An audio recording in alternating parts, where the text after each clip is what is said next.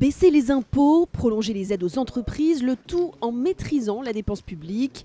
C'est l'équation délicate sur laquelle Bercy a planché pour ce budget 2016. Malgré ces contraintes, Manuel Valls a défini ce matin des budgets prioritaires.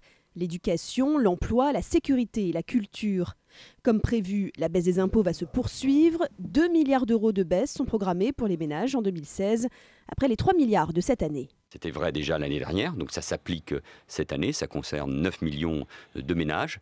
Et c'est vrai aussi pour l'année prochaine, puisque 8 millions de ménages seront aussi concernés par cette baisse de la fiscalité. C'est à la fois l'occasion de leur rendre du pouvoir d'achat, faire baisser cette pression fiscale qui pèse incontestablement sur les ménages. Impôts et cotisations des entreprises seront également réduits de 9 milliards d'euros.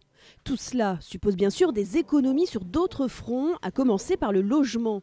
225 millions d'euros en moins pour les APL, les aides au logement, des économies qui serviront à financer l'accueil des réfugiés. Autre budget réduit, l'aide publique au développement et l'écologie. La dotation des collectivités locales baissera également de 3,5 milliards d'euros. Au total, l'État va réduire la dépense publique de 16 milliards d'euros, car le temps presse.